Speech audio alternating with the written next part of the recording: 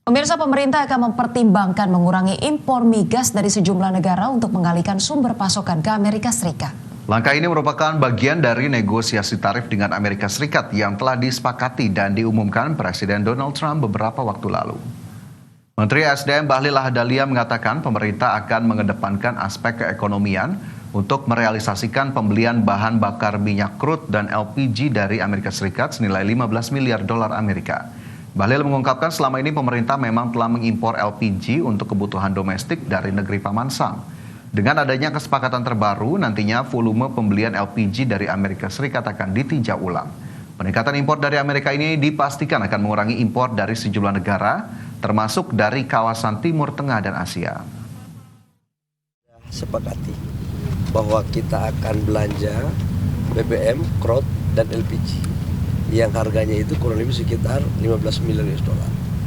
Dan itu pasti kita akan lakukan dengan langkah-langkah dengan memperhatikan nilai keekonomian.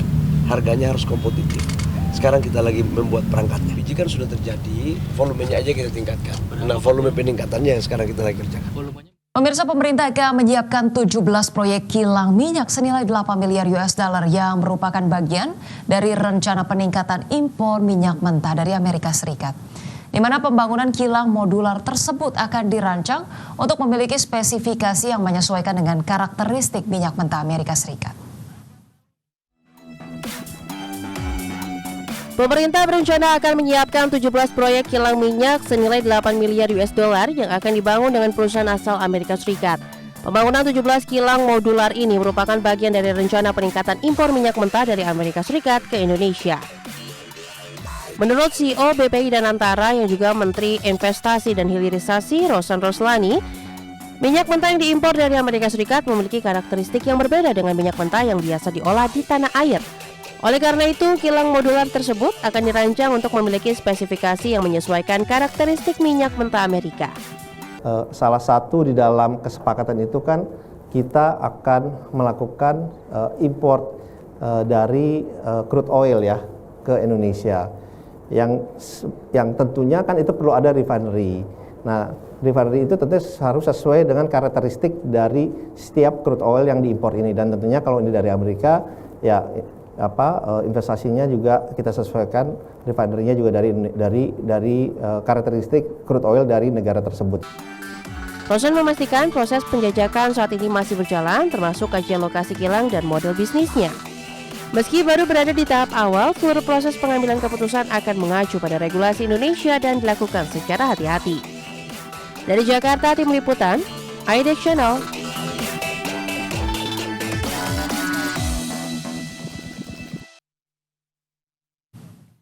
Yaitu dia membangun tadi 17 kilang begitu ya, dan menyesuaikan dengan karakteristik minyak mentah Amerika Serikat.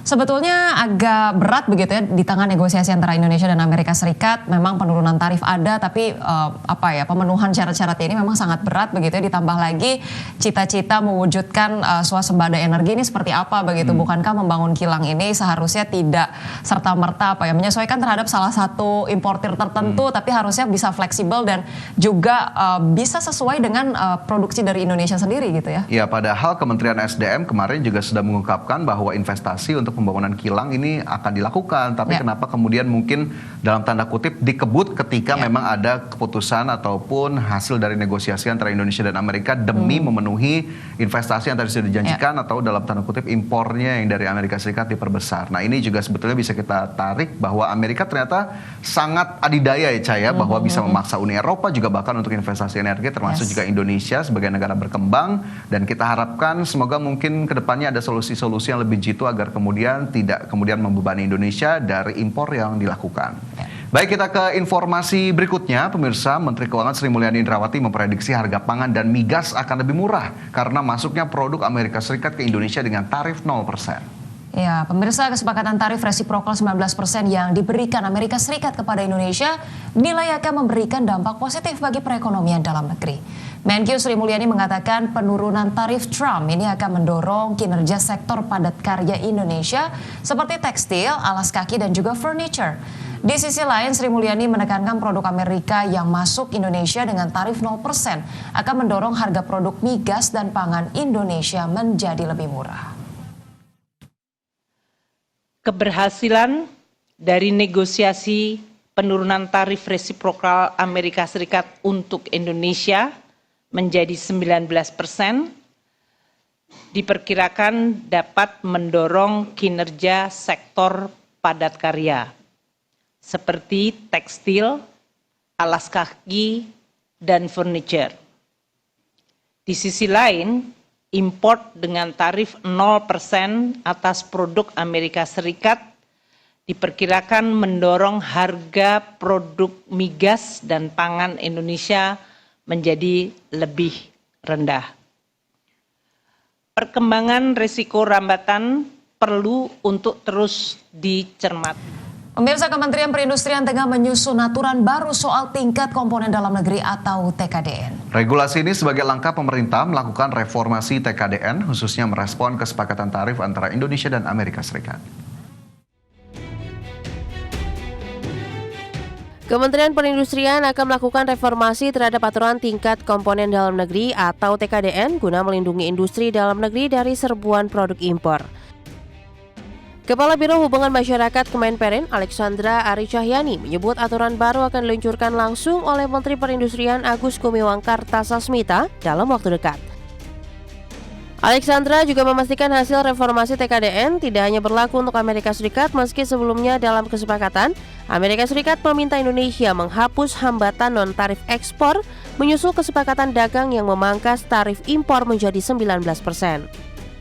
Aturan baru nanti dibuat juga untuk mengikat ini, nanti itu akan menurut dengan masa berlakunya kan bisa juga berlaku surut atau berlaku 1 Agustus itu nanti itu kan tarifnya, tapi kan TKDN. Tapi kan untuk mencapai tarif itu kan ada negosiasi, salah satunya dalam kerangka itu kan. Nah itu mungkin nanti kan itu kebijakan secara menyeluruh ya. Jadi kalau di kami kan TKDN di kami, tapi untuk yang tarif atau apa kan mungkin dari kementerian lain juga. Jadi mungkin itu kami harus jadi bagian dari salah satu itu sih.